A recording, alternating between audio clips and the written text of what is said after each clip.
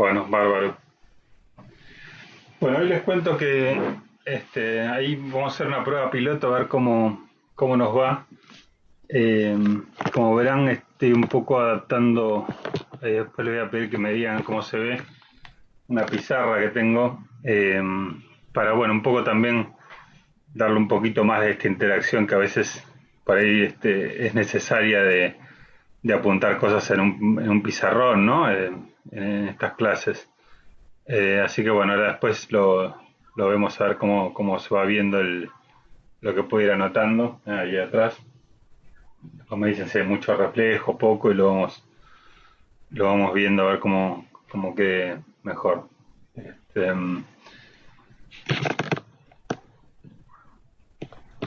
bueno, la idea es de la clase de hoy. Siempre empiezo con las cosas generales que por ahí van surgiendo. En este caso, les quería comentar que ayer el INDEC, ayer o anteayer, publicó las estadísticas de inflación de marzo, que es un insumo que necesitan para completar en la planilla de trabajo práctico de las expensas.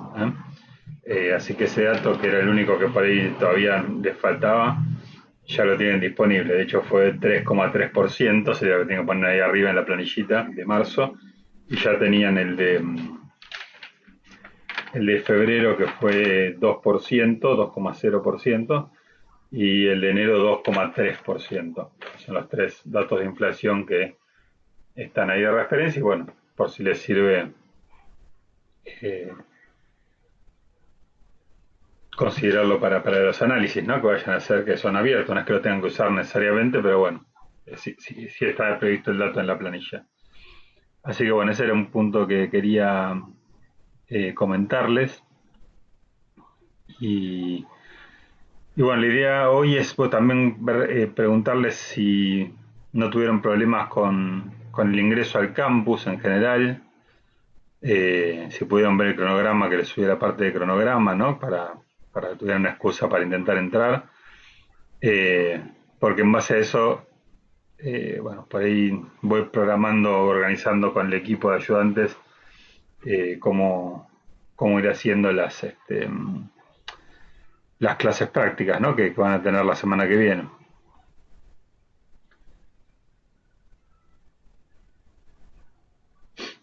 Bueno, bárbaro, sí.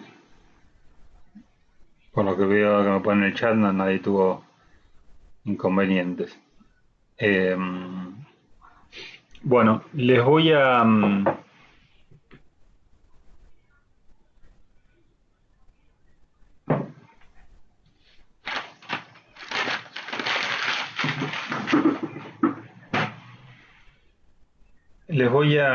entonces dar lo que sería el complemento de materias primas, que empezamos a verlo introductoriamente hace un par de clases, cuando empezamos con elementos del costo industrial. Pero bueno, me parece que da para más, da para profundizarlo un poco más. Inclusive esto de, bueno, intentar interactuarlo un poco en lo que es el pizarrón, a ver cómo nos va con esto, ¿no? Para darle un poquito más todavía de realismo, que no extrañen el pizarrón, más ya que en muchas cosas está bueno también el PowerPoint y todas las ventajas, pero cuando hay que apuntar algo, vieron que también, aunque tenga el touch en la pantalla y todo, pero no queda muy prolijo, no le da mucho dinamismo. Así que bueno, vamos a ver cómo nos va con esto, que refloté una vieja pizarra que tenía. Eh, Así que vamos a seguir con materias primas, pero más desde el punto de vista, en principio, de la gestión, la parte de gestión, no tanto de cálculo, como vimos hasta ahora, sino de la gestión. El lunes van a tener un par de ejercicios llaman el COCO y el COCO 2, por si los quieren ir viendo, y por ahí alguno más, que tiene que ver con esto, con materias primas, todo el rendimiento normal, y está relacionado con la leche, ¿no? Que es bastante compleja su tratamiento, ¿no? Así que bueno, vamos a empezar entonces con esto. Les voy a pedir si ahora más que nunca, que vamos a hacerlo más como clase normal, pero bueno, yo tengo el micrófono, ahora obviamente no lo tengo, no lo voy a poder tener en los auriculares, así que bueno, ustedes abran el micrófono, hablen fuerte y a ver si también me escuchan. Yo traté de acercar un poquito también la computadora, si me escuchan para, bueno, hacerlo más fluido y dinámico el intercambio, ¿no? Así que ahora voy a ver si se ve y si se ve todo la pantalla, ¿no? Eh,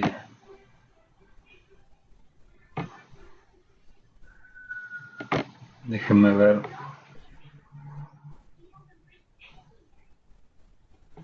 A ver si me puedo ver más grande yo.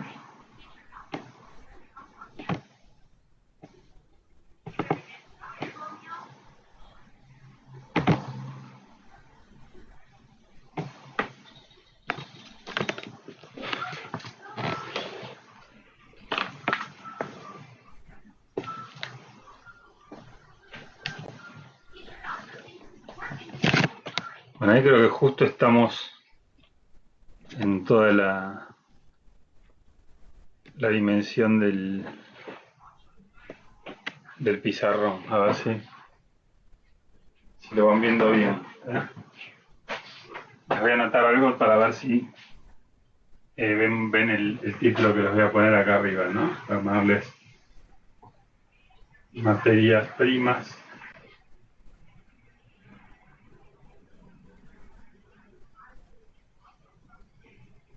¿Se ve bien?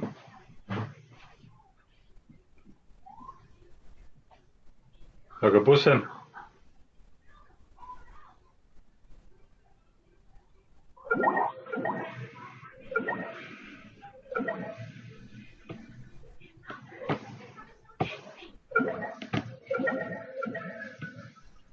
A ver, esperan que escucho, pero no estoy viendo el chat. A ver. Algunos pusieron que se ve y otros que no, profe. Creo que, o sea, yo no estoy viendo por el simple hecho de que no hay luz ahí, justamente ahí, pero por ahí se puede arreglar. Bueno, eso por ahí lo puedo corregir ya. A ver cómo. Ahí yo pensé por ahí justamente el reflejo, también me tenía un poco de temor que el mismo reflejo lo.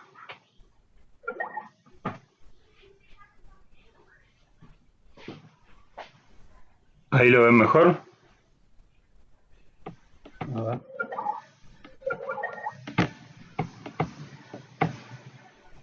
Se ve muy lejos, profe. Muy lejos se ve. Vamos a intentar un poquito más con la.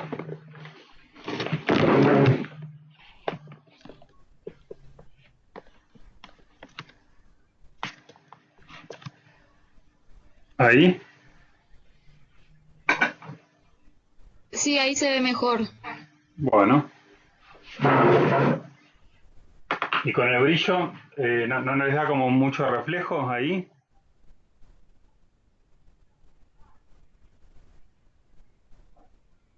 Ahí está mucho mejor.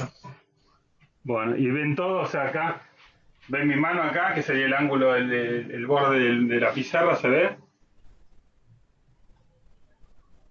Sí, se ve.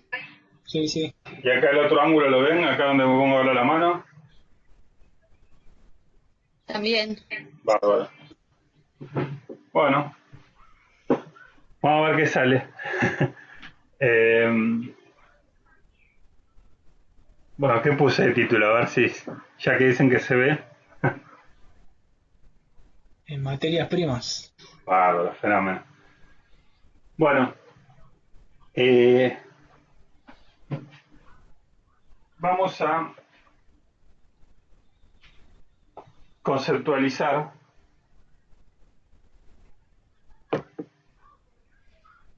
dentro de materias primas. Vamos a ver la parte más de, podríamos decir, gestión, ¿no? En esta parte de hoy.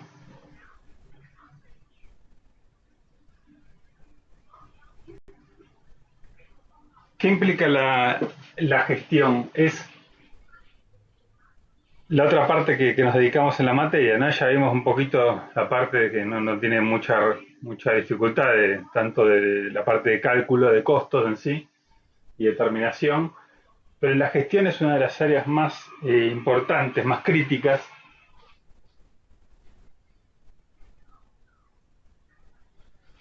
Por esto que les decía de que es muy difícil, es como que se está entre la espada y la pared. ¿En qué sentido? Que si ustedes fueran el encargado, imagínense que son los encargados de el área de compras, ¿no? En la empresa, no importa con qué título, puede ser jefe, gerente, el dueño que lo haga, ¿no? Compras, entre otras cosas, de las más importantes, obviamente, son las materias primas, ¿no? ¿Y qué es lo que uno eh, nunca querría que ocurra? Porque realmente sería un gran problema para la empresa, sería lo que se llama quiebre de stocks o de inventarios, es decir, que falte materia prima, y obviamente si la materia prima es algo indispensable para ese proceso productivo, que falte la materia prima va a implicar que no se pueda producir y que no se pueda vender. O sea, es tremenda la situación, además de todos los costos desencadenantes de no poder producir, de ociosidad, de mano de obra mirando el techo, o sea, un montón de problemas enormes que nadie querría tener, obviamente. Ahora, en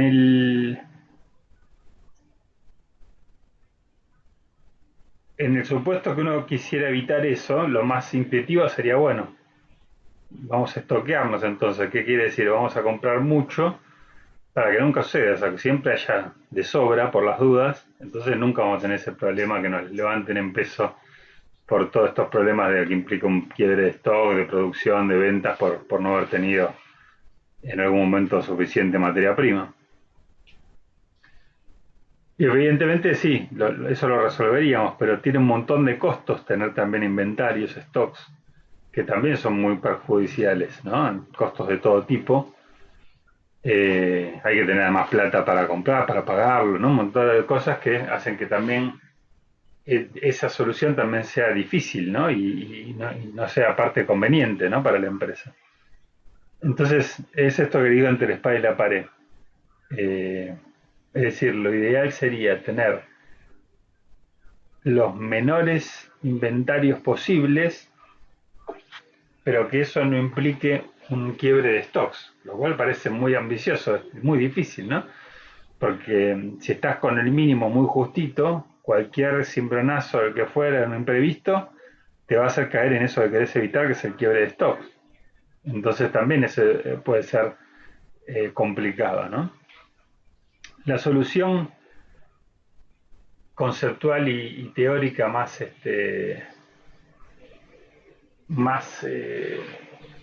conocida para esto es una técnica japonesa que ya la deben haber visto en el contexto de algunas otras materias previas, que justamente apunta, entre otras cosas, a esto. Se suele decir inventario cero, en realidad es una exageración, pero es el inventario mínimo tal que lo uses en el momento que la demanda te lo pide y prácticamente esté en el día, se vaya, ¿no? O sea, que tienda casi a cero, ¿no es cierto?, los inventarios, pero nunca que generen un quiebre de stocks.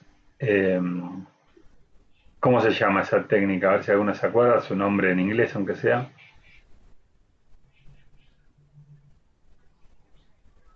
Alguien que levante el micrófono. Siempre repasamos un poquito materias previas, administración, seguramente.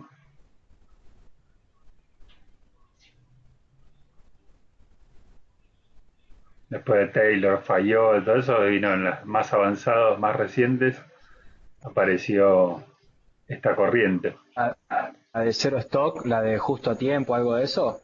Sí, señor, muy bien, justo a tiempo, o en inglés también muy conocida just in time, ¿no? Que es justamente eso, ¿no? Justo a tiempo. Eh, la idea de esa, que no es solamente para inventarios, ¿no? Pero una de las principales eh, beneficios que da la organización es esa, ¿no? Trabajar con muy mínimos inventarios, de manera que estén porque es justo a tiempo, porque te llega, en este caso, la compra de lo que compraste, si estamos pensando en materia prima, la materia prima, porque es justo a tiempo, porque te va a llegar en el momento que necesitas, porque ahí producís y vendés. Entonces, todas estas muy aceitado y implica como consecuencia que tengas muy poquitos inventarios. Pero como está muy aceitado, que eso no implique lo otro que tampoco queremos que ocurra, que es también inmensurable el perjuicio, que es el quiebre de stock, ¿no? Y de producción y de ventas. Y la idea es perfecta, sería la solución y dejaríamos de hablar acá ya diciendo, bueno, la solución es el just in time para gestionar estas cosas. El problema es que el just in time, no sé si también alguno recuerda dónde fue, digamos, no inventado, porque no se inventó, pero más bien, digamos, dónde se implementó originalmente, de dónde surgió, de qué país. Y hasta por ahí uno se acuerda la empresa, es una automotriz muy importante que tiene presencia acá en Argentina también. En Toyota. Toyota. Muy bien, Toyota, exactamente. Y el país, ya que estamos, a ver, pido país, ¿de dónde es Toyota? Japón. Japón, perfecto. Bueno, esto también permite que sea un poquito más, porque si no uno quiere hacerlo participativo, por ahí con los PowerPoint siempre es como un poco más difícil, ¿no? Así que bueno, aprovechemos para hacerlo un poco más participativa las clases, que es algo que a mí me gusta, pero bueno, esta modalidad no lo permitió tanto, a ver si a veces mechando con este tipo de dinámicas lo podemos lograr más, ¿no? Eh, Japón y Toyota, efectivamente. Bueno, y eso ya nos da un poquito que pensar, ¿no? Si fue en Japón, hay no me acuerdo quién era ya, que decía que hay 4 tipos de países en el mundo, fue un premio Nobel creo, que decía que son los países desarrollados, los no desarrollados, eh, Argentina y Japón. Pero seriamente, no como chiste, porque realmente justo estamos en los extremos, ¿no? Son dos países, pero por cosas totalmente opuestas en cuanto a organización y demás, eh, que hacen que, bueno, en Japón es un respeto a la organización, al orden, a la cultura, a los tiempos, etcétera, que eh, es milenario aparte y es muy difícil de replicar en otras partes del mundo. Mucho más en Argentina, que es como el otro extremo, ¿no? Pero digo, sin ir a eso, para que se den una idea, el Just in Time fuera de Japón prácticamente no se ha podido implementar realmente en toda su dimensión en ningún país del mundo. O sea, no hablemos del extremo de Argentina, no estamos hablando ni en Estados Unidos, ni en Europa, con lo cual realmente es difícil. Es interesante como meta, como zanahoria, decir, bueno, tendríamos que tratar de llegar lo más posible a esto, pero no en un sentido completamente estricto, ¿no? Lo que se puede implementar. Porque hay que tener esa filosofía, ya es más que mentalidad, ¿no? Eh, y ni hablar en Argentina, imagínense con la mejor voluntad que queramos tener just in time, pero depende de la cadena de suministros, ¿no? Se van imaginando que el proveedor de uno, esa vez tiene otros proveedores, ¿no? Es la cadena proveedor-cliente que hace que falla uno en toda esa cadena de un montón de suministros que hay para que termine cayendo tus materias primas, que todas las que necesites a tu inventario para ese día que lo necesitas justo, ¿no? Justo a tiempo. Y además que con una sola que te falte ya está, se cayó todo, ¿no? Imagínense la probabilidad de que en Argentina no suceda eso, ¿no? Eh, Ni hablar en estas épocas, ¿no? Digo, ya sería imposible, ¿no? En cualquier parte del mundo, en este contexto actual, pero en contextos normales y cuántas cosas pueden pasar, aún fuera del alcance de la empresa lo quiere implementar. Hubo una huelga, hubo un piquete que el camión que traía la mercadería no pudo pasar, mil cosas que se estarán imaginando. Entonces, ¿es la solución? Sí, pero es aspiracional, ¿no? No, realmente fuera de Japón es muy difícil de pensar en implementar ese tipo de cosas, ¿no? Que lo vamos a volver a ver un poquito más al final, cuando veamos nuevas técnicas de gestión, reducción de costos, ahí de vuelta vamos a hablar un poquito más en profundidad de Just in Time. Pero por lo menos en relación a esto que estamos viendo ahora, que es materias primas, bueno, hacer esta referencia, ¿no?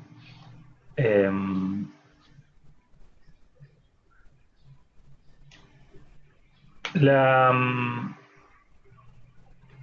la situación entonces es que eso tampoco lo podemos hacer, que sería el ideal teórico. Entonces, bueno, vamos a tener que buscar otras soluciones para en este derrotero de estar entre la espada y la pared, ¿no? Como les decía, entre menores inventarios, pero que no generen un quiebre de stock y de producción y de ventas, en un contexto en el que los imprevistos, sobre todo en países como Argentina, son más una regla que una excepción, con lo cual todo eso hay que meterlo de alguna manera en la ecuación, ¿no? Y ni hablar en la gestión también otros factores que tienen que ver con controles, ¿no? El sector, digamos, compras, que sería el que un poco tiene que encargarse de esta gestión. eh, la responsabilidad de las compras tiene muchas connotaciones, ¿no? Es uno de los lugares donde más fraude suele haber, ¿no? Porque se presta mucho más por esto de decir todo el tiempo cosas y de montos grandes y demás. Con lo cual hay bastante, ¿no? No quería dejar de comentar un poco más del lado de la gestión, es un tema medular también, ¿no? En la gestión, la gestión de las materias primas, las compras, ¿no? Y cómo llevarlo. Eh, Así que bueno, ese sería un primer acercamiento. Vamos a ahora poner, para seguir un poco usando el chiche, el pizarrón, la función entonces compras, ¿no? De la empresa. Digo función porque no importa si es gerente, jefe, quién es, ¿no? Lo importante es qué hace, ¿no? El cargo que tenga es anecdótico, ¿no? La función compras de la empresa, vamos a poner. Acá la otra ventaja que tiene es que después les queda grabado, ¿no? Se lo subo, entonces también ahí lo pueden ver con mayor detenimiento, hasta por ahí no sé si hacer algún zoom, algo para... Zoom no de Skype, ¿no? Sino de acercamiento para ver mejor si no ven alguna cosa con claridad. La función compras de la empresa se encarga de... Estás sintiendo como que están sentados todos en el fondo, ¿no? Me imagino haciendo ahí... Este,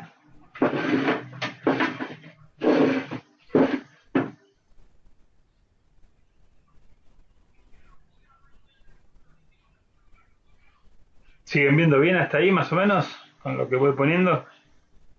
¿Me quedo tranquilo? Pero puse en letra ya un poquito más chiquita. ¿Vamos bien? ¿Alguno que me confirme por micrófono? Sí, perfecto. Genial. Bueno, la función compras de la empresa, entonces vamos a decir que se encarga de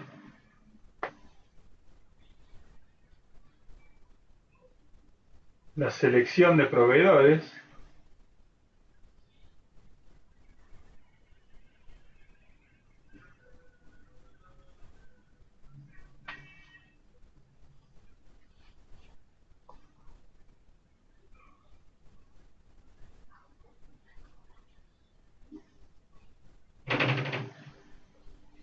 ¿Qué implica la selección de proveedores? Los candidatos a los que les va a efectuar las compras, ¿no? Eh, ¿Qué se imaginan, o para seguir fomentando un poquito la participación, qué se imaginan que debería eh, evaluar en esta selección de proveedores? ¿Qué tendría que preguntar, pedir en esas cotizaciones? Mirar qué factores de esas materias primas que esté viendo a quién le compra, qué le pedirían, Cada cuántas entregas, bien, entregas, condiciones de entrega, tiempos, las cantidades, La también se puede calidad, entregar calidad, perfecto, cantidades. cantidades, Condiciones de pago. condiciones de pago, muy bien. ¿Qué más? La primera que tendrían que pensar, que igual no está del todo bien pensarla primero, pero tampoco dejar de pensarla. ¿Y qué no me dijeron todavía? No lo escuché. Quizás lo primero que generalmente se mira. El precio. precio, Precio. Bueno, vamos a ir poniendo precio. Pero está muy bien que haya otras cosas, ¿no? Si no, este famoso lo barato sale caro, ¿no? El dicho. Precio, me dijeron calidad, cantidad, entrega, condiciones de pago.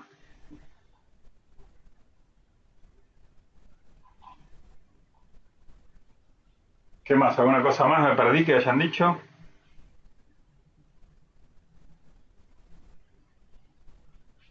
Más o menos está, ¿no? Lo más representativo. Sí.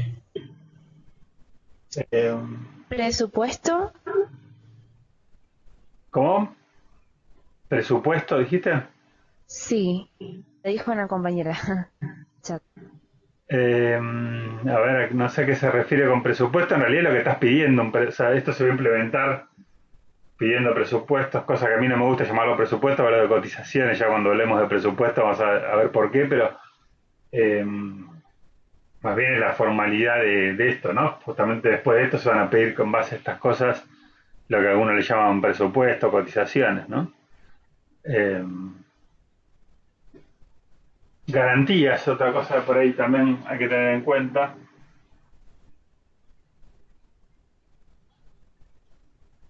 Bueno, y un etcétera, ¿no? No se acaba acá, obviamente.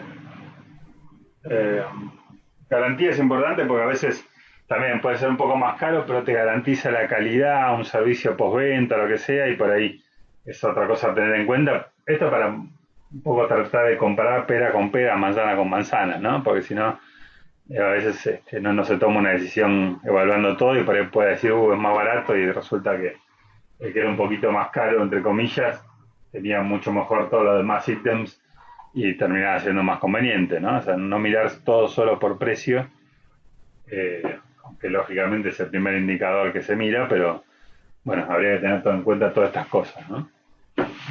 Después, eh,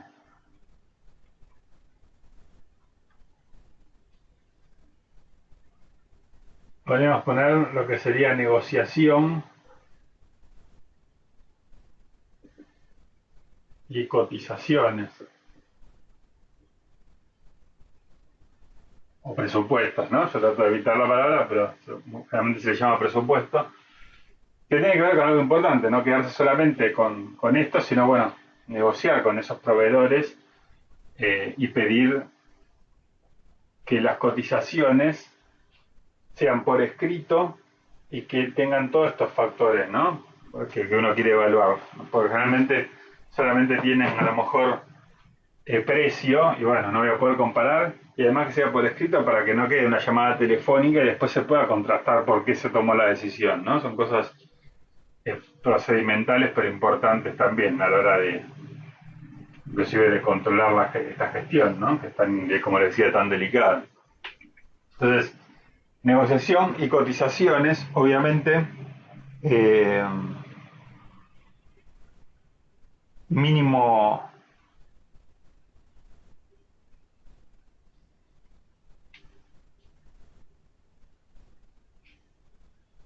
mínimo 3 cotizaciones, podríamos decir que es lo ideal, ¿no? Ya esto es más de control interno, pero vale la pena tenerlo en cuenta.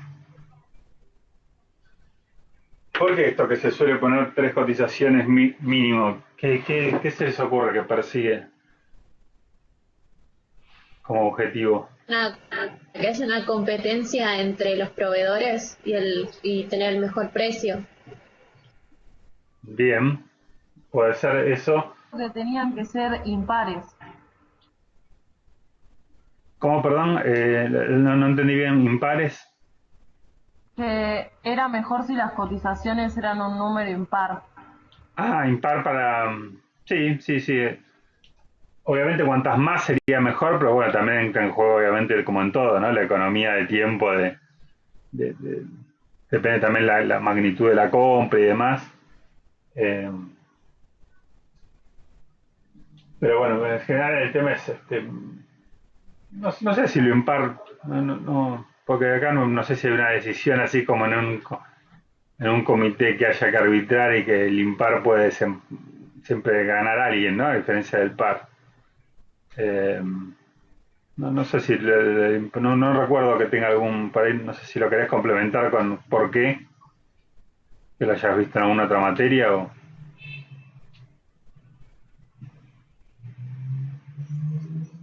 Administrativos, nos había dicho la profesora que si eran impares era mejor por el tema de la toma de decisiones.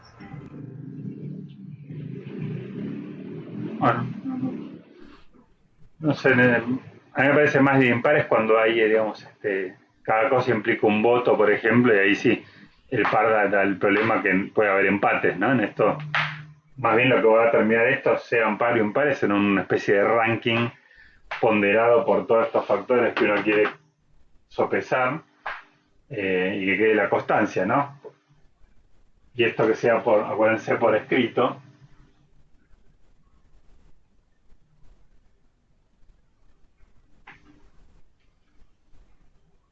para también que cuando pase el tiempo quede alguna referencia, digamos, documental de por qué se tomó o qué cuáles sean las variables que estaban en juego, ¿no? Para esa decisión que se tomó.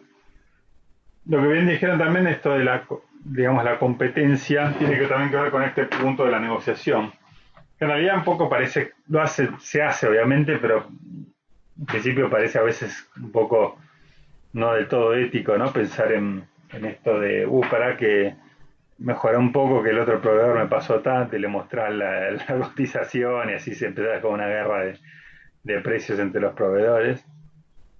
Eh, pero se puede hacer y se hace mucho, ¿no?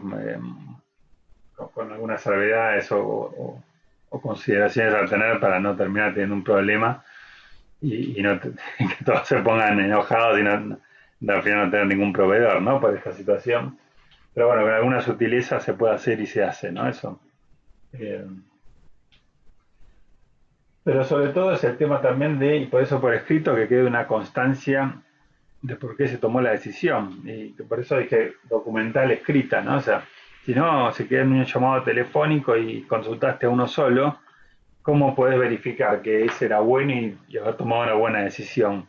O, visto el lado desconfiado del control interno, ¿cómo te aseguras que ese que era el único oferente no es porque en realidad no es porque era el mejor, sino porque era amigo o tenía alguna vinculación con quien estaba haciendo la compra, ¿no? O algún retorno, como se dice, ¿no? Elegantemente. Eh, entonces, eso obviamente para la organización es muy malo y no es que se elimina, pero por lo menos se minimiza un poquito con esto, ¿no? Entonces, bueno, pediste tres, quedó por escrito y bueno, y teniendo alguna ponderación de cuáles fueron los factores sobre los que se eligió, ya ayuda un poco a que esto no pase o controlarlo más, ¿no? Siempre en las ambientes de control eh, mejoran todas estas situaciones, ¿no? O las minimizan. Bueno, y después, ¿qué pasa una vez que...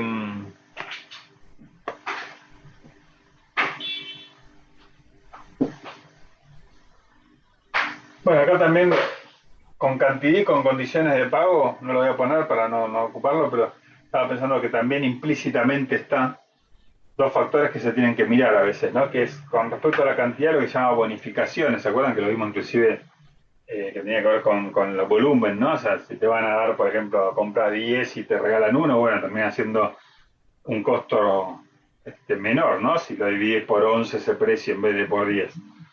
Y lo mismo descuento, ¿se acuerdan que tenía que ver con condiciones de pago? O sea, un tema más financiero, pero también por ahí por un tema de pronto pago, también relacionado con el plazo y demás, puede haber algún beneficio que hay que tener en cuenta también a la hora de la decisión, ¿no? Bueno, y después viene lo que sería, en este correlato, la generación y autorización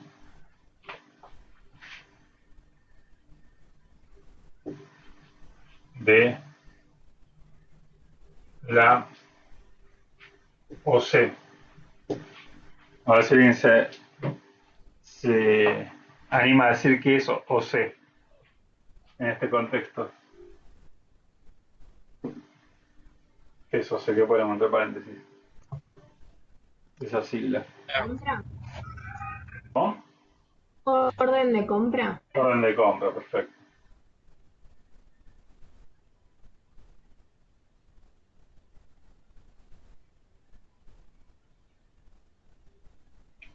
Y bueno, este es un punto muy importante,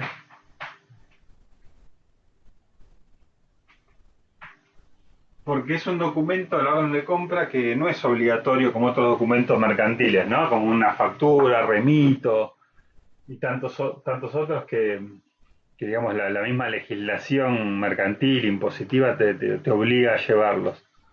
La orden de compra es como tantas otras cosas más como del terreno de la gestión que nos ocupa esta disciplina. Eh, es un documento no obligatorio, pero sí, como tantas otras cosas, muy importante, aunque no sea obligatorio, que yo lo sugiero mucho de llevar consistentemente, ¿no?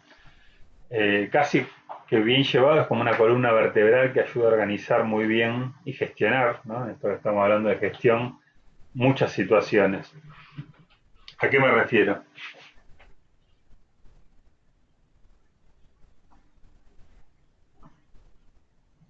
Imagínense que esto es todo correlativo, ¿no? Estuvimos viendo a los proveedores, le pedimos todo esto, nos mandaron 3 cotizaciones que dicen qué pasa con el precio, con la calidad, la cantidad, bonificaciones, entrega, condiciones de pago, descuentos, garantías, ubicación geográfica, quién se hace cargo del flete, un montón de cosas que podrían estar ahí, en esas cosas que vamos a sopesar, y tenemos 3 con todo eso. Elegimos uno, por algún motivo o por varios de todo esto elegimos uno, y le tenemos que decir, sí, ok, te voy a comprar a vos. Bueno, eso es muy conveniente formalizarlo con esa orden de compra, que tiene que tener características también para que sea efectiva, obviamente que sea escrita, eh, que tenga todo esto que en su momento tuvo la cotización para que quede claro y no haya, digamos, interpretación. O sea, yo lo estoy comprando, pero porque no solo por el precio, ¿no? Porque el precio me dijiste tal calidad, tal condiciones de entrega, de pago, etcétera, ¿no? Todo que esté especificado, que esté numerada, inclusive con numeración correlativa para evitar, bueno, como cualquier cosa, si es un documento físico, adulteraciones y demás, o bueno, si es en un sistema con algún tipo de blindaje en el sistema para que lleve una correlatividad, o salte si falta algún agujero, ¿no? En la numeración. Y eso genera eh, muchos beneficios, ¿no? ¿Por qué? Porque yo digo, más que un documento, es un procedimiento, si uno lo lleva bien el de las órdenes de compra. ¿Por qué? Porque lo que uno va a hacer es, una vez que está imagínense un legajo, va a venir las 3 cotizaciones, arriba quizás la elegida, y los motivos de por qué, o resaltado, o el mail, algo que diga por qué. Después va a venir la orden de compra que se cursó. A esa orden de compra, después va a haber otros ejemplares, le van a ir, digamos, al duplicado, lo que fuere, le van a ir al depósito, al almacén que recibe las materias primas, le va a ir una, al sector contable le tendría que ir otra, y al sector de tesorería le tendría que ir otra, que es el que paga, ¿no? El que contabiliza la factura cuando llegue es la que paga. ¿Qué nos va a permitir esto? Que cuando llega la mercadería, haber tenido la orden de compra, además que sea escrita y bien precisa con todas las especificaciones, si hay cualquier problema en relación a todos estos ítems, más precio del que habíamos acordado por el que les compramos, de algún problema de cantidad, de calidad, de condiciones de pago, lo que fuere, de garantías, tenemos algo de qué agarrarnos, es decir, y que lo tengan todos, que implica el del almacén, que si no seguramente va a recibir lo que le traiga, tiene, pará, yo no te recibo porque acá falta algo, no, me trajiste embalado de otra manera que la que habían acordado, cualquier ítem de esto que esté bien precisado, le das al instrumento para que pueda controlar y validar y atajar el problema antes de que esté dentro de la organización. Eso es muy interesante de donde compra, como esto le digo, como una columna de control, ¿no? Y de gestión en definitiva. Porque, ¿qué pasaría si no? Y ya está, o sea, el problema ya lo tenés, te entregaron de menos, defectuoso, no era con la calidad que querías, lo que habías acordado, y ya empieza a ser una pelea y ya es un problema que va a requerir tiempo, conflictos, etcétera. De esta manera ya está, mira, acá está documentado, acá está la cotización que te habían mandado ustedes mismos, se acabó la discusión, hasta que no esté bien o como se había previsto. Mismo se puede ir por otro ítem que tenga que ver con cuando llega después a la contabilidad, que van a apoyar con la factura. La factura tuvo una diferencia cuando le enviaron con la orden de compra porque le facturaron más, el plazo de pago que ponen es menor, cualquier situación de esas, no contabilizan, mandan el reclamo, acá está la orden de compra, acá está la cotización, acá está la factura, corregímelo, ¿no? Y eso implica, obviamente, estás gestionando costos en definitiva, ¿no? O sea, siempre vamos a lo mismo con lo que... Y en tesorería, que es el que paga, ¿qué va a permitir? Que es el último eslabón, ¿no? Pero el más fuerte, el que tiene más poder. Todo eso no sucedió, no te devolvieron, no te completaban el pedido, estaba mal facturado, mirá, está llamando, mismo también para el reclamo, no, mirá, no llame porque todavía no se venció el plazo acordado, faltan llamantes de un mes que es cuando se acordó que iba a ser el plazo de pago, pero además, cualquier situación de esas, si la tesorería tiene ese mecanismo, ese procedimiento de mirar analíticamente dónde compra solo la factura para pagar, y bueno, si no me mandaste la nota de crédito para ajustar esa factura que por algún motivo estaba mal, o me mandaste la mercadería, lo que fuera de todos estos ítems, no te pago. Y ahí tenés el poder todavía de la negociación.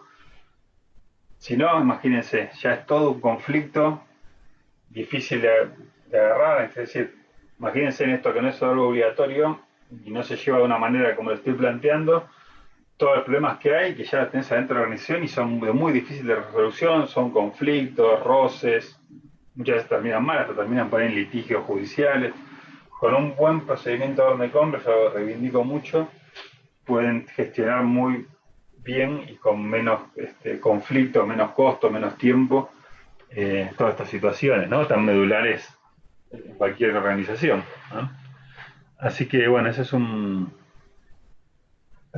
poco de excusa porque es un procedimiento, ¿no? Pareciera que excede la materia, se veía más en sistemas por ahí administrativos y demás, pero quiero que vean el poder de gestión que tiene bien enfocado, ¿no? En la herramienta, que como les digo, como tantas otras, no es obligatorio, pero no por eso menos importante.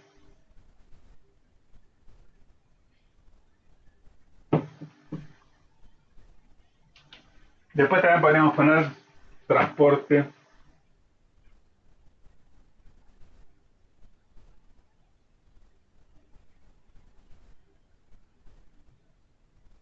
Transporte hasta la planta. Es importante, los costos de logística a veces que estén en la misma persona que, por lo menos que participe y tenga, digamos, para las decisiones y la gestión en cuenta el transporte, ¿no?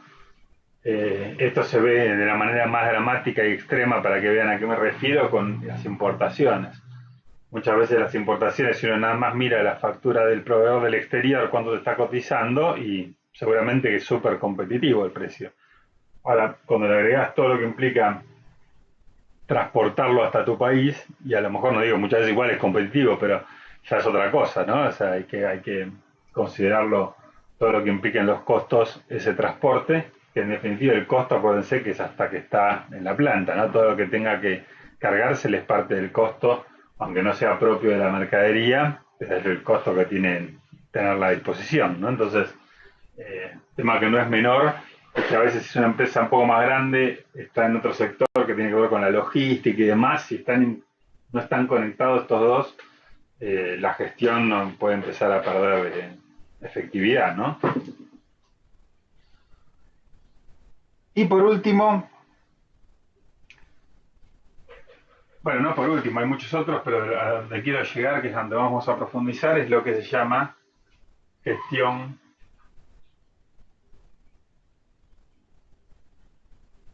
de stocks. O también como sinónimo lo pueden encontrar como administración de inventarios, un poco más. Porque stocks, si bien está muy difundido, pero en inglés stocks quiere decir acciones acciones de empresas, ¿no? Del capital accionario. Estamos hablando de stocks de mercadería, de bienes de cambio, como sinónimo de administración de inventarios, ¿no? Porque lo pueden encontrar por ahí también con ese nombre. Y acá es donde vamos a entrar en esta situación que es tan difícil de gestionar, ¿no? Por un lado,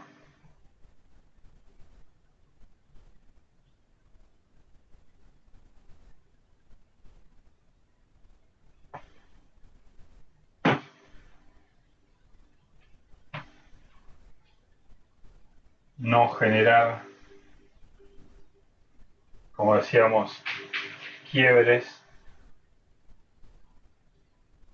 stocks, que implica, de stock después implica producción, implica ventas, ¿no? O sea, es una cadena como un efecto dominó, ¿no? Que se produce. Y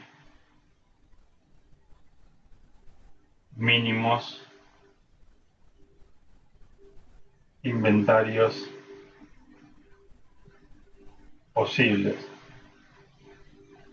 ¿No? Entre la espada y la pared que les digo, con estos dos criterios que hay que procurar, o por el contrario, al revés, ¿no? No generar que de stock, pero bueno, eso que no implique tener altos inventarios con los costos que eso tiene, ¿no? Entonces, ahí estamos parados en lo más, si bien esto es lo que quisiera una impronta más con este orden de compra, que tiene que ver también con la gestión, y con esa flechita que desde la primera clase estamos hablando, que todo procura esa flechita para abajo en los costos con todo este tipo de cosas tan diversas y aumentar la rentabilidad, ¿no? ¿Se acuerdan? En el contexto de los precios de venta que no podemos hacer demasiado porque los determina el mercado. Entonces, bueno, llegamos hasta acá, gestión de stocks con esta dificultad. Acá diríamos, bueno, la pregunta que ya contestamos de alguna manera, ¿no? Just in time sería la solución. Bueno, ya dijimos que es más aspiracional que otra cosa, ¿no?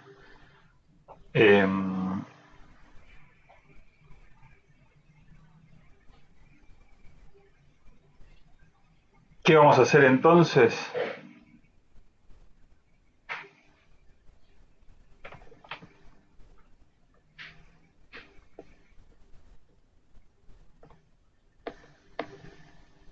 Tenemos pocas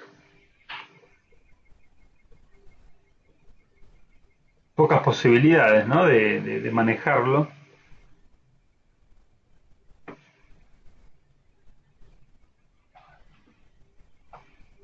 Ahí me estaba revisando, no me quiero olvidar de comentarles algo que también les compartí ayer, que es que se les había anticipado, que me habían pedido, bueno, dónde estaba la bibliografía para leer de estos temas, ¿no? De elementos del costo industrial, específicamente de carga fabril que estuvimos viendo ayer, y bueno, y materia prima, ya vimos y seguimos viendo.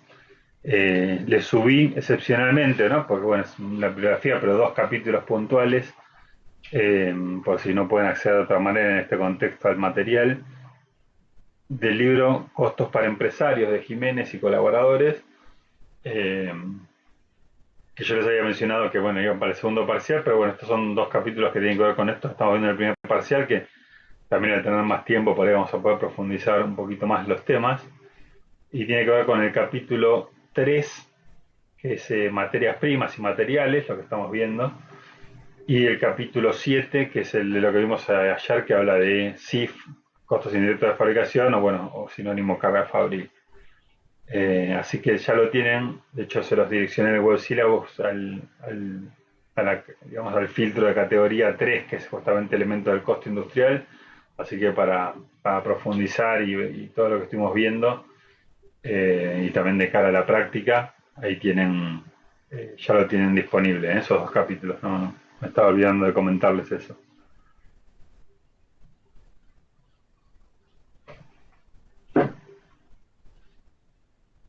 Bueno, voy a borrar acá, así seguimos con este punto de la gestión de stocks.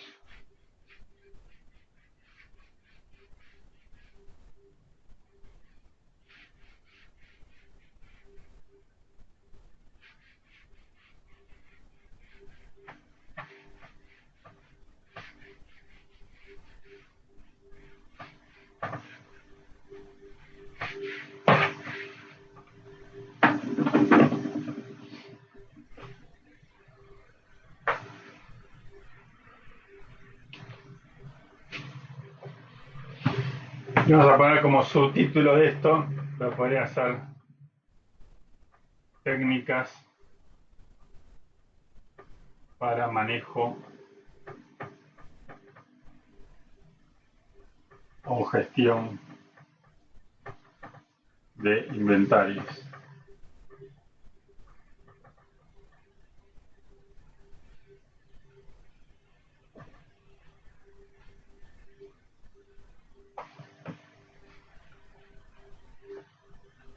Obviamente ya empezamos con este que ya hablamos, ¿no? Just in time,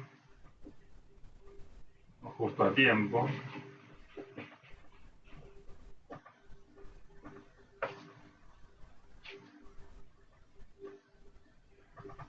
Aspiracional, vamos a poner fuera de Japón. Bueno, también le llaman toyotismo, ¿no? Porque justamente fue Toyota.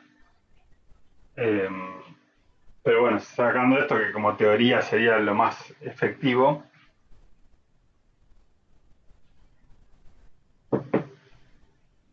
vamos a ver qué otras cosas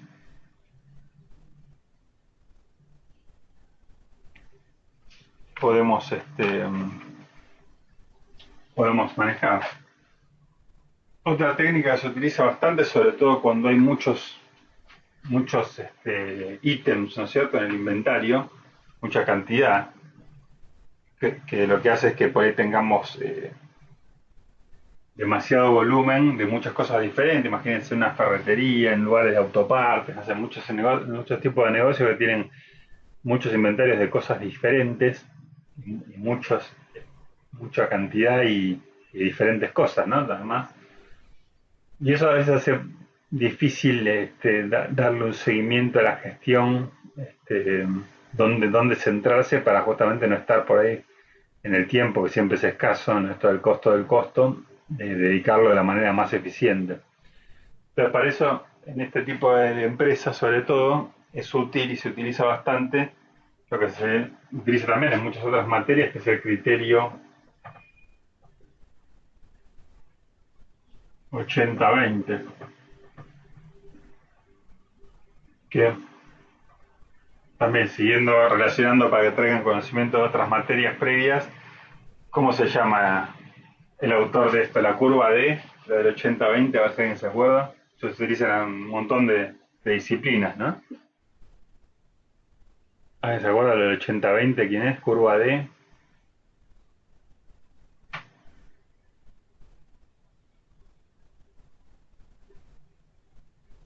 Se durmieron todos.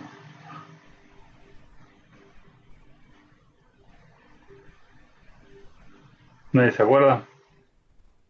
Empieza con P. Curva de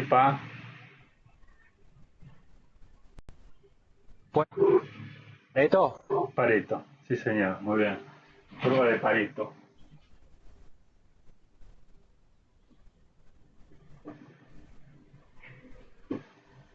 ¿Qué dice esta? Que es, como les digo, es aplicable a muchas cosas, pero digamos, en general lo que implica ese 80-20 es que estadísticamente está estudiado que sea lo que estemos analizando, en este caso, imaginemos que es el inventario, que estudiando el 20% cuantitativo de algo, si lo tenemos bien clasificado, podemos estar abarcando el 80% según otro criterio más cualitativo, podríamos decir. En estos términos, ¿cómo se aplica? Que normalmente, si apropiamos bien y segmentamos bien nuestras materias primas, nuestros ítems del inventario, analizando y gestionando muy a fondo el 20%, vamos a estar analizando el 80% en valor, cuantificado en términos monetarios, que sería otra variable que nos interesaría, ¿no? Que le vamos a dar importancia con ese criterio. ¿Eh? Eso es lo que dice el acuerdo de Pareto y lo aplicado en este caso a los inventarios, ¿no?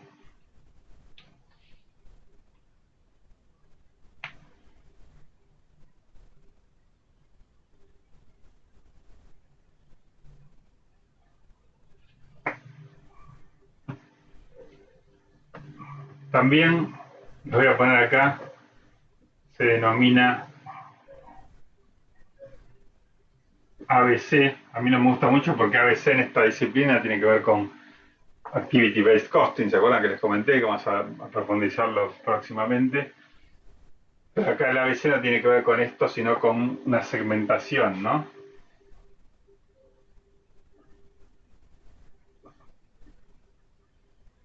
De los artículos de los inventarios.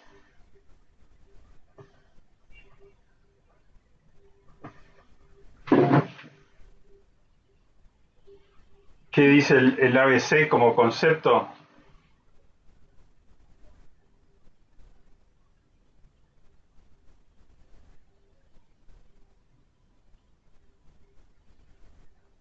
Tiene que ver con esto, ¿no? Que si lo tenés clasificado A, supongamos que son los ítems más caros, ¿no? Más valiosos en esa variable que es la que uno va a tratar de ponderar.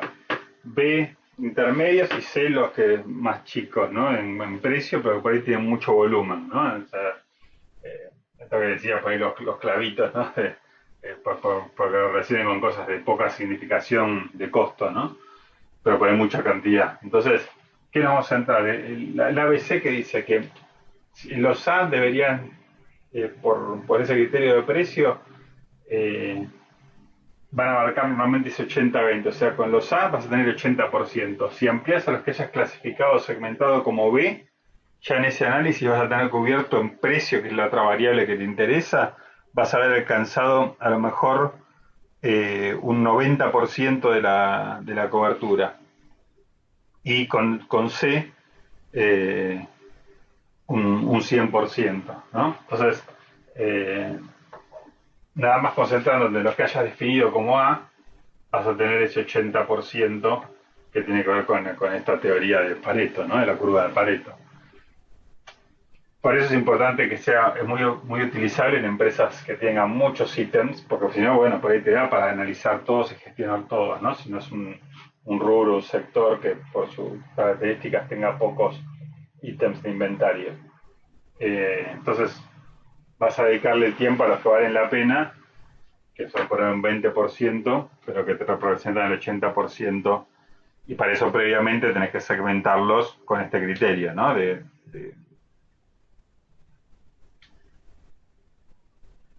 clasificación. Normalmente el B en esta parte sería llevarte un 15% más, ¿no? O sea, los que clasificás como B tendrías que tener un 35% más de análisis, ¿no? En cuanto a lo cuantitativo de la cantidad de proveedores. Esto lo que hace es concentrar, es una técnica de gestión para fijar, digamos, en los que más valen la pena y, como se dice el dicho, no gastar polvo en el chimango, ¿no? En los que por ahí no van a mover tanto la aguja, eso es relajar un poco la gestión o el análisis, ¿no? Y sí ser muy exhaustivo con los que valen la pena, los que van a mover realmente la cosa.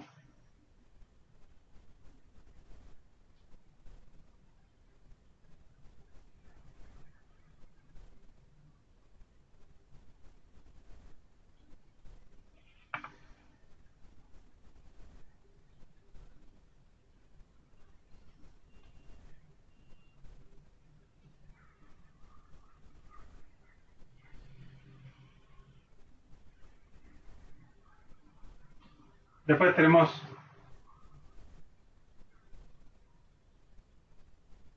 lo que se llama stock de seguridad.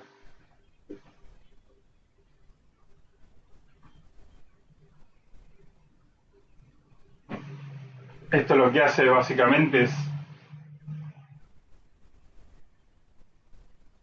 evitar el tema del quiebre de stock, ¿no? O sea, tener un mínimo stock que se defina para cada ítem, por lo menos esos importantes, ¿no? Sobre todo en ese ABC, en el cual se defina cuál es el stock que tendría que haber mínimo de seguridad, de manera que evitar esos paros de la producción y que van a tener que tener en cuenta, obviamente, los tiempos, ¿no? De reaprovisionamiento. Es decir, el stock de seguridad tendría que cubrir el tiempo que te lleve reaprovisionar, o sea, pedirle al proveedor que te llegue por la distancia geográfica, por lo que fuere, con lo cual hay que hacer un análisis que tiene muchas variables y muy específico de cada ítem, ¿no? No podemos decir, bueno, el stock de seguridad es el mismo para todos, pues estaríamos cometiendo arbitrariedades que no le darían precisión al análisis, ¿no? Entonces, teniendo en cuenta por qué seguridad, porque te va a dar la seguridad de nunca tener un quiebre de stock, pero obviamente que no sea el otro problema, que no esté inflado, que nunca va a tener el quiebre, pero se genere esa dificultad de tener stock muy alta, ¿no? Muchas veces este stock de seguridad está complementado con un concepto que se llama punto de pedido muchas veces,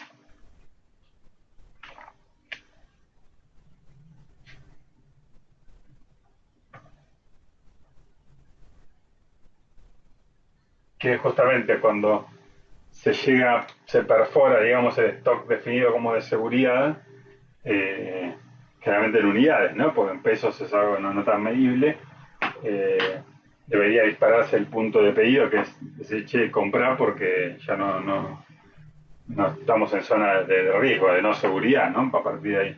Entonces, con ese nuevo pedido, teniendo en cuenta el tiempo hasta el reaprovisionamiento, debería, con este stock de seguridad, cubrirse ese bache de tiempo y que nunca haya un quiebre de stock, ¿no? Esa es la idea de estas herramientas. A veces esta situación, punto de pedido, si uno tiene un buen software, sale por software, ¿no? O sea, en la medida que utilizaste ya una cantidad que perforó el stock de seguridad, saltaría una ventana que te diga pedí porque ya estamos por debajo del stock de seguridad. A veces también en algunas empresas es visual, ¿no? No necesariamente tiene que estar por un sistema. Puede ser, por ejemplo, que esté marcado en el piso, que están sacando cajas con un orden y cuando sacan del piso en un determinado momento, en un determinado nivel, ya ven una línea amarilla o roja, que eso implica que tienen que ir a avisar a ese operario que están en ese nivel, ¿no? O en altura, ¿no es cierto? Ahí con marcas, ese tipo de referencias físicas a veces también pueden hacer las veces de punto de pedido sin necesidad de que sea por software o complementario con el otro, ¿no? Para asegurarlo más. Eso también a veces para evitar lo que en México tiene un nombre muy gráfico que se llama compras de pánico, que es en lo cotidiano es, no tengo más leche, entonces ¿qué haces? A las 12 de la noche vas a ir a comprar eso, a la farmacia de turno, al kiosco 24 horas, que te va a costar carísimo, ¿no? Entonces, para esto de la gestión, esto te va a permitir, si bien tenés que asumir un cierto stock, siempre va a ser mejor que esas compras de pánico, que siempre son más caras y más costosas, o hasta a veces que ni siquiera consigas, ¿no? Parece algún ítem muy estratégico que se consigue importado, y bueno, acá tenés que tener en cuenta todo el tiempo que implica importar, que te llegue con todo lo que eso implica en plazos, ¿no? Y en esa cantidad que definas como stock de seguridad.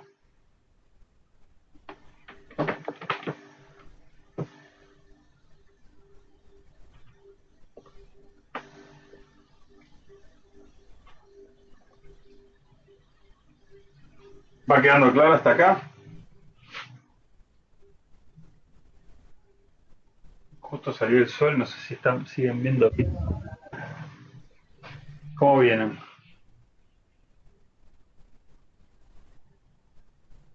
Bien, re bien.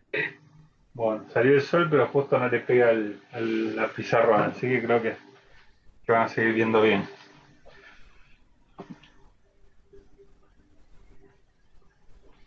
Bueno, les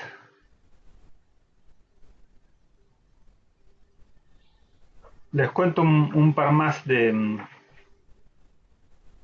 este tipo de medidas. Una tiene que ver con lo que se llama índices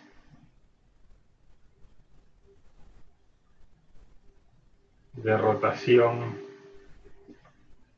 inventarios o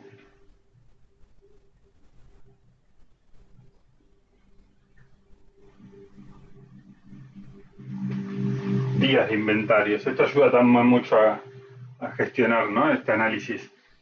Rotación de inventarios son complementarios. Rotación de inventario lo que hace es verse en veces, ¿no? Cantidad de veces que rota en un periodo, generalmente en un año. Entonces, se usa en relación al cuánto tengas de inventario en relación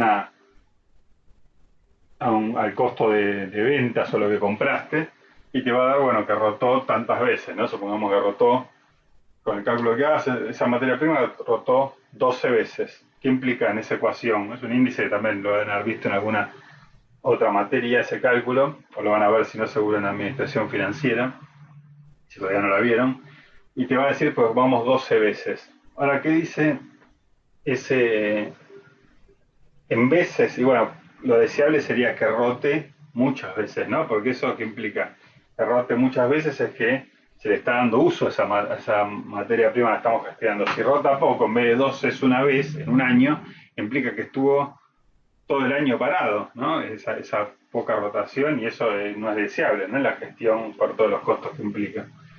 Entonces, son maneras de ver si uno va teniendo estos índices de los inventarios en general, y mucho mejor si son de cada ítem, también va a ayudar a tener una buena gestión, ¿no?, a partir de eso. O días, que es un complemento. A mí me gusta más verlo en días, es más visible, ¿no?, porque es lo mismo, pero llevarlo a días, que implica al multiplicarlo y llevarlo a esto mismo. Si por rotación te dio 12 veces, esa misma fórmula llevada a días sería 30 días, ¿no? 12 veces un año son 30 días, o uno que rotó 6 veces sería 180 días.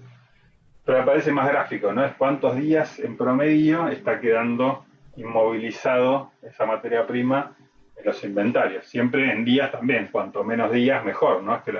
Es que rota más desde el punto de vista de la gestión, es lo deseable.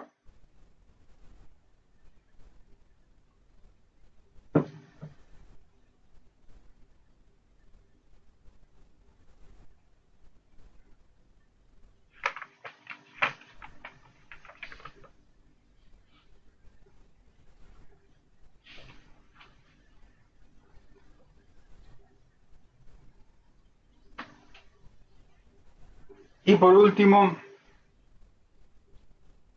vamos a hablar de un factor que quizás es el más aplicable, que se llama lote óptimo. Muchos son igual complementarios, ¿no? No es que llevar uno solo, cuanto más llevemos, mejor control y gestión vamos a tener de todo esto. Pero el lote óptimo es algo que nos va a ayudar mucho, y tiene que ver con que cuantifica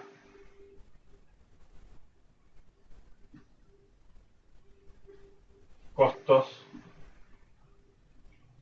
de lo que se llamaría de alguna manera adquisición de esas materias primas, y costos de posesión, o sea, todos los costos que tenemos una vez que ya lo tenemos, que tiene que ver con justamente el almacenamiento y demás.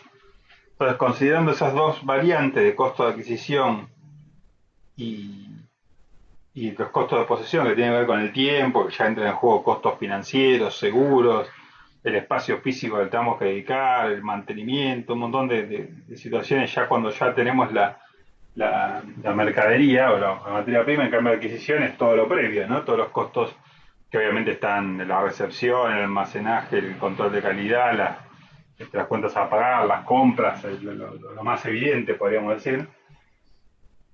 Y considerando estas dos variables, se calcula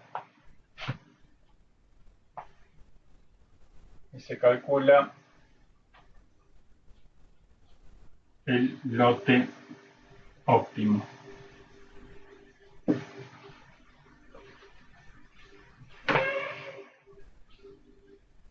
¿Qué va a tener en cuenta ese lote óptimo? Obviamente las demandas estimadas que tengamos para esas materias primas digamos, que se producen y después se venden, ¿no? Que en esa lógica que producimos lo que pensamos vender y en base a eso compramos, ¿no? Para ser eficientes. Y teniendo en cuenta esa trazabilidad, vamos a decir, bueno, necesitaríamos tanto por las demandas a partir de las demandas que vamos a tener, donde se apliquen esas materias primas, y todos estos costos de adquisición y de posesión. Entonces va a dar el lote óptimo, que es algo que ahora les voy a decir en qué página está, es una fórmula que por ahí se van a asustar porque tiene una raíz cuadrada, pero es muy lógica, muy sencilla y gráficamente, aunque yo te digo, no tomo gráficos, pero para muchas cosas sirve para entender mejor los conceptos. Ahí van a encontrar gráficos que nos venimos a dibujar acá, pero donde convergen efectivamente todas estas variables en un punto que justamente es ese lote óptimo, ¿no? Que se da obviamente en cantidad que deberíamos tener como lote óptimo de compra y de inventarios, y también en valor, ¿no? Para decir, bueno, tanto deberíamos tener de inventarios, inmovilizados en inventarios para cada ítem, ¿no es cierto?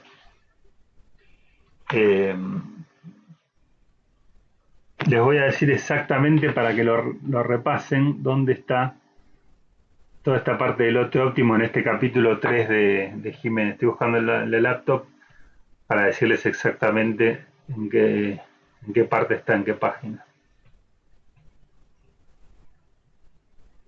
Yo para no aburrirlos con fórmulas, y ahí está muy claro, está con algún ejemplo inclusive después numérico.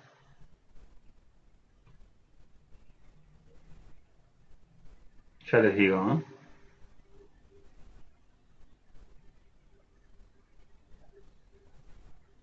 También está el stock mínimo que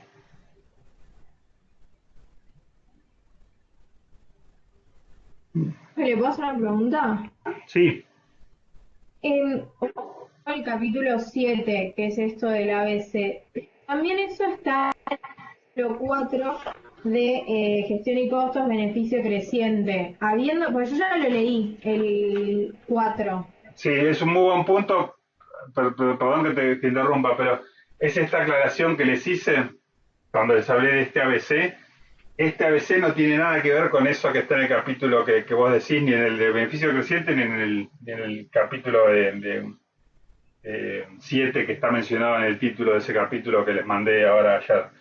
Ese ABC que dicen en esos libros tiene que ver con esa técnica que todavía ni vimos, que es Activity Based Costing, que es, ¿se acuerdan que le dije que era otra manera por ejemplo, entre otras cosas, determinar ese costo de los costos indirectos o carga fabril?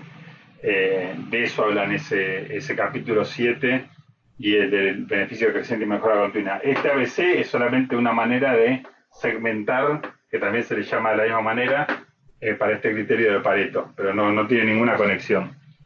Y ¿hay que leer el 7 y el 4 o ya habiendo leído el 4 está la misma información que tiene el 7 y el otro? No, está muy... en este que les mandé, en el 7 es una referencia más de comparar como algunas cosas de esta técnica del ABC con lo que vimos de carga fabril, el método tradicional de departamentalización, pero muy por arriba. En cambio, en el de beneficio creciente y mejora continua tiene más una impronta, inclusive el capítulo 5, que es ABM, que es gestionar basado en actividades, ¿no? O sea, es como que va mucho más allá. Ahí sí están conectados entre los dos, están hablando de lo mismo, pero no es que dicen lo mismo, ¿no? O sea, en uno está más por la técnica y complementario con el método tradicional, en este que les mandé ayer de costos para empresarios, y podríamos decir que en el de beneficio creciente y mejora continua tienen más un enfoque de gestión, pero no son complementarios, podríamos decir. ¿Está?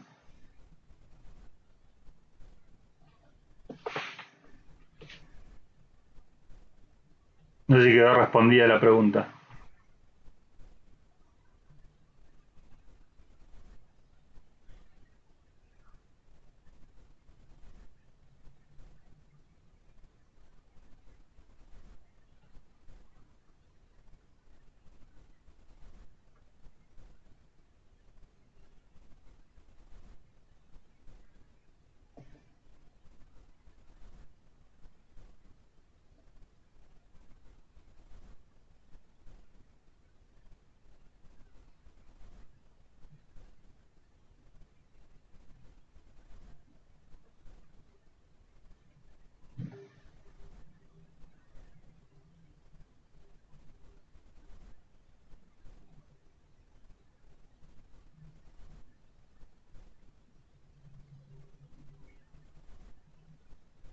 Bueno, el lote óptimo está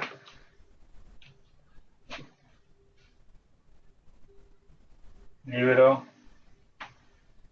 costos para empresarios, capítulo 3 dijimos, el que les mandé, de la página 114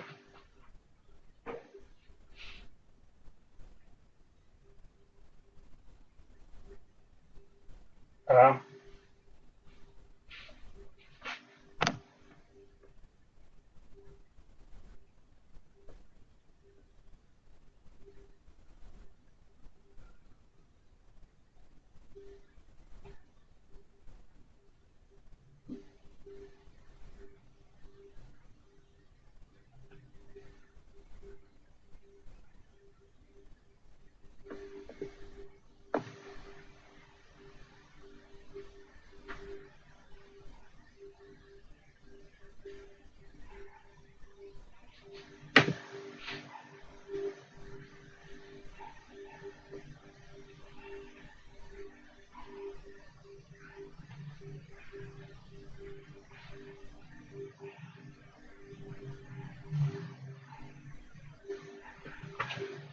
114 a 119 más o menos habla de todo esto, ¿no? Inclusive habla de esto del 80-20 de Pareto y todo esto que estuvimos hablando, que obviamente también se conecta y se interrelaciona, como les decía, ¿no? No es que es uno u otro. Y después inclusive tienen al final, en todos estos libros de Jiménez hay algún caso práctico que, bueno, está muy sencillo como para tener así como algo más de una ficha bien concreta que les va a ayudar a terminar de comprender la teoría, ¿no? Así que presten especial atención a esta parte, porque también mi idea es, si bien no hay en la guía que tienen algún ejercicio de materia prima que haya que calcular el lote óptimo, pero voy a buscar alguno, como les puse ahí en el cronograma, para que lo puedan... Ahora sí voy a bajar, porque me está matando el sol.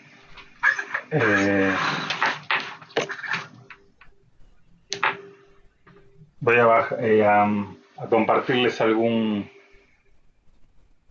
ejercicio enunciado y obviamente, bueno, la solución para que en alguna clase todavía falta, ¿no? En este lunes no, pues van a ver otras cosas de materias primas, de rendimiento y merma normal y todo eso, pero por ahí para el otro lunes creo que vamos a ver algún ejercicio de lote óptimo. Vayan leyéndolo para entender lo que está en la teoría y todas estas fórmulas. No se asusten, van a ver que tampoco es una locura.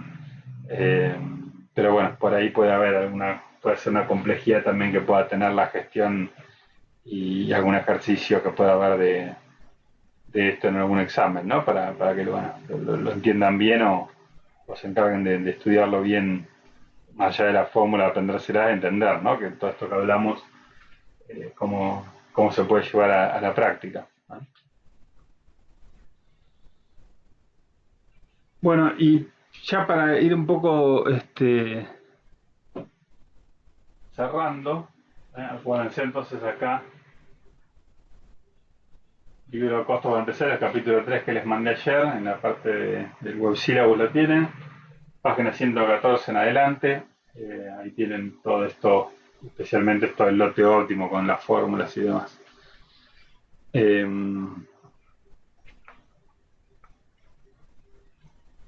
Para ir cerrando, un par de precisiones que me parece a esta altura interesante comentar, ¿no? En la lectura que tengan del tema, por ahí está bueno que las aclaremos, ¿no es cierto?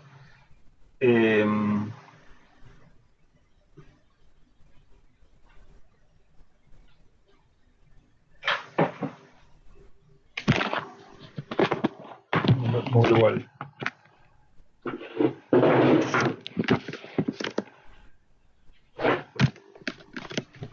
Vuelvo al origen.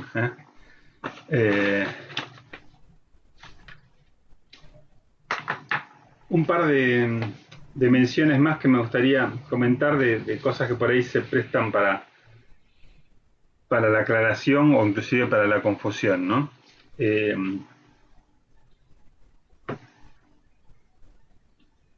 Una primera tiene que ver con las mercaderías importadas, en este caso materias primas, si fuera, eh, cómo es el tema de los costos, ¿no? Que ya se los mencioné muy al pasar. Todas las mercaderías cuando son importantes deben considerarse todos los costos hasta que estén a disposición, ¿no?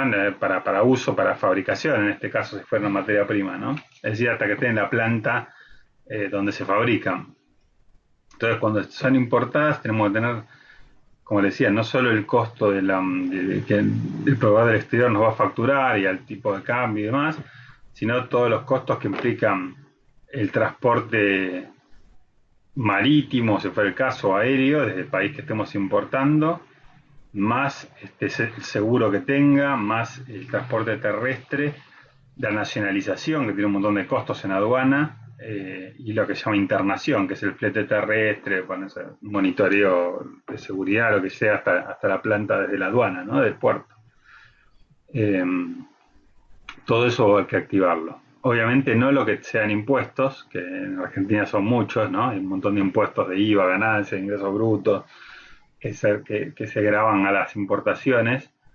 Esos como después son un saldo que se aplica en algún momento para pagar menos impuestos como un crédito fiscal, no deberíamos considerarlo costo, más allá de que muchas veces tiene implícito un costo financiero hasta que lo vamos a aplicar, ¿no es cierto? Sí, otros costos tienen que ver con despachante de aduana, depósito fiscal, derechos de importación, tasa estadística, un montón de costos muy particulares de las importaciones, que son parte del costo, vamos a tener que apropiarlo de alguna manera al costo de esas materias primas, ¿no? Que cuando sean importadas.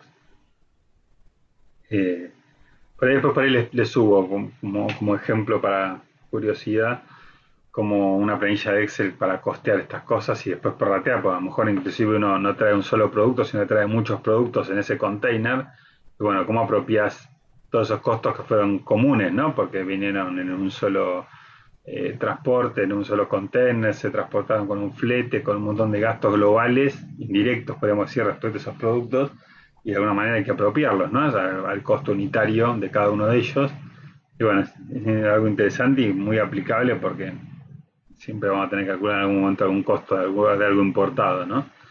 Así que después por ahí les voy a subir algún ejemplo que en su momento desarrollé y sobre eso hacer por ahí algún precio de venta de markup que uno quisiera poner un porcentaje sobre esos costos variables, bueno, alguna aplicación concreta de muchas cosas que estuvimos ya viendo, ¿no? En el curso.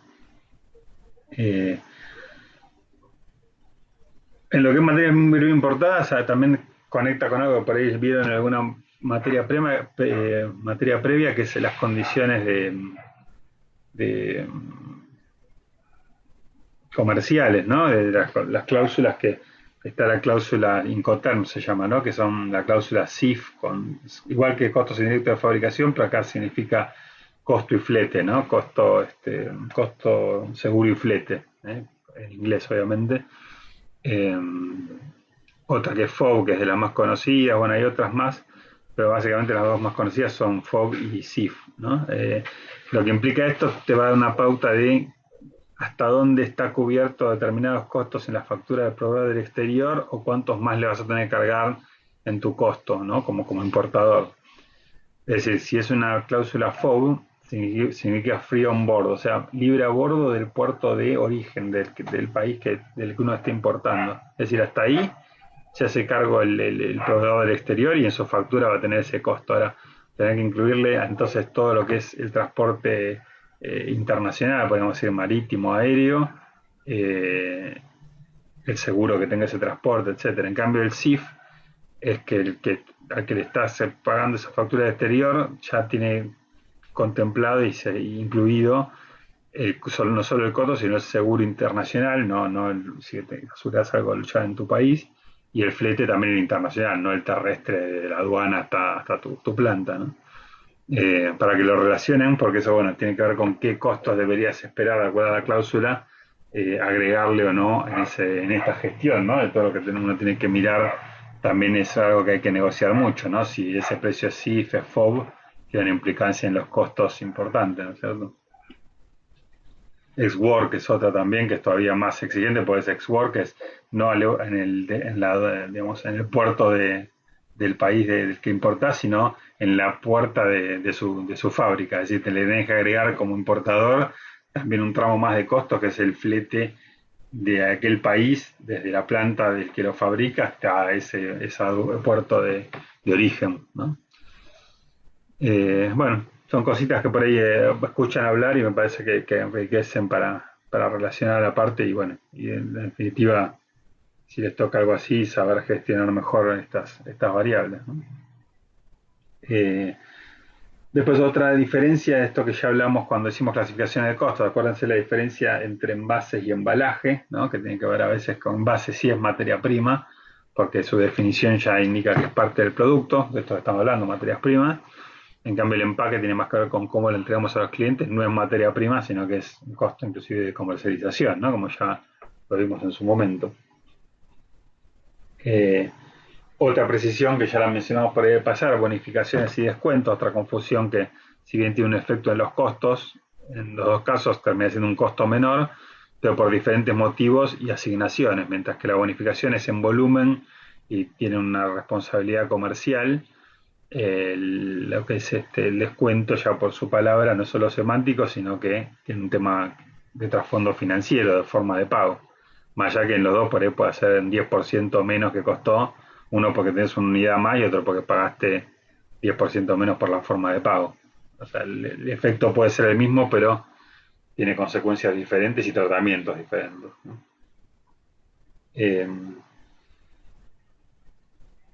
Mermas y desperdicios, otro que ya creo que lo mencionamos, ¿no? El tema de rendimiento, por ejemplo, en peso, es merma y si es buena parte del proceso productivo de desperdicio, pensando en la materia prima. Inclusive, bueno, le subí ahí ese material interesante que nos colaboró acá el compañero con el tema de la aplicación a los alimentos, ¿no? Lo gastronómico.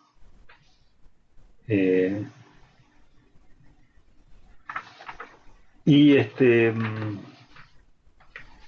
recordarles también en esto que está muy presente en la importación, que el IVA, si bien hasta está en la factura presente, ¿no? En las facturas es el único impuesto que está presente y sin embargo es uno que nunca deberíamos considerarlo como costo de la mercadería en sí, sino como un activo diferente que es un crédito fiscal, ¿eh? Es una confusión que puede haber muy habitual y que sería un error grave, ¿no?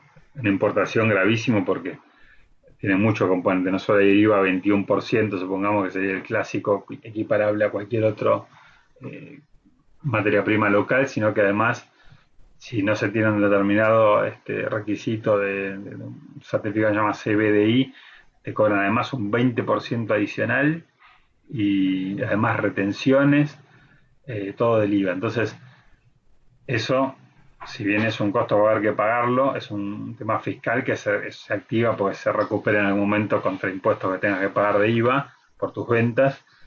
Entonces no lo deberías considerar con el mismo tratamiento que, por ejemplo, lo que sería un derecho de importación, como les decía, los honorarios del despachante, un montón de conceptos que hay relacionados con las importaciones, ¿no?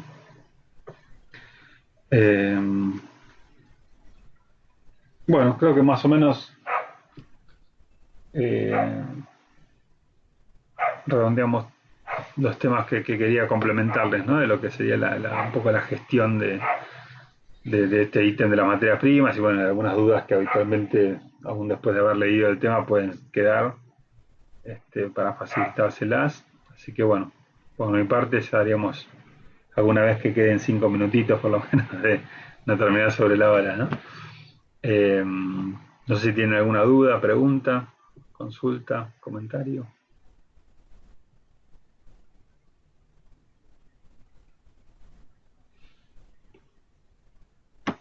Bueno, voy a mirar el chat si hay alguna novedad.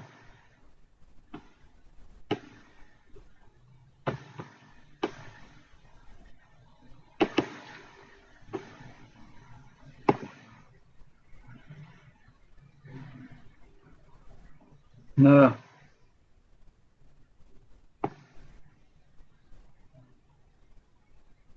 Ahí me estaban diciendo, Laura pregunta, ¿cómo era la diferencia entre merma y desperdicio? Eh, bueno, ya no la amplié mucho porque ya la había comentado la vez pasada, ¿no? Pero bueno, conceptualmente igual se lo comento rápido. Merma tiene que, o sea, el efecto también, todo lo que comenté son cosas que el efecto en los costos puede ser el mismo, pero originado por diferentes cosas, ¿no? Que ya la palabra la define. Merma tiene que ver con una baja de rendimiento que normalmente se va a dar, ¿no? Puede ser por evaporación, por calor, este, tengamos un efecto de merma, y desperdicios por el mismo proceso de fabricación que una parte uno la tenga que tirar. Ya bueno, el ejemplo que decía del Tetra Pak, ¿no? Que cuando se ponía en la envasadora, un porcentaje que se trata de transformar en porcentaje, ¿no? Siempre estas mermas o desperdicios normales, que son los que vamos a asumir como parte de los costos, ¿no? O sea, el efecto es el mismo, como en bonificación y descuento, que veo que es otra pregunta de Lautaro. Lo mismo, ¿no? El efecto puede ser el mismo, pero bonificación es un origen comercial por volumen, por cantidad, es decir, el típico promoción, si me compras 10 te regalo uno. Bueno, el efecto es que si ves el costo unitario del 10, fue 10 pesos, pero al regalarte uno, lo tenés que dividir por 11, te va a dar eh, un peso menos, más o menos. En cambio, el descuento, capaz que el efecto termina siendo también un peso menos, pero el origen no fue un tema de volumen de cantidad, sino que fue por forma de pago. Por pronto pago te descuento un 10%. Termina teniendo el efecto en los costos, pero por otro motivo. Y en un caso se asigna a lo comercial y en el otro a lo financiero, más allá que en todos termine siendo un efecto en los costos, ¿no? Una baja de costos. Bueno, ¿alguna otra pregunta? A ver si nos damos el gusto de terminar 5 minutos antes hoy.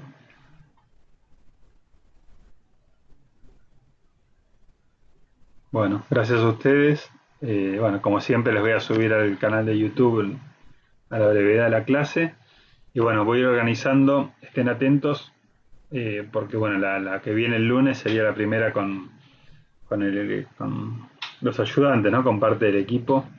Así que bueno, ahí igual vamos a estar siempre en comunicación. Seguramente en esta primera etapa estén ya atentos al campus, pero bueno, vamos a tratar de igual en alguna transición haciendo algún paralelo, ¿no? Para quedarnos tranquilos, por lo menos en una instancia inicial, ¿eh? Así que bueno, estén atentos a las novedades de acá el lunes, pero bueno, seguramente nos estaremos viendo nosotros el miércoles. Ahí tienen igual el cronograma.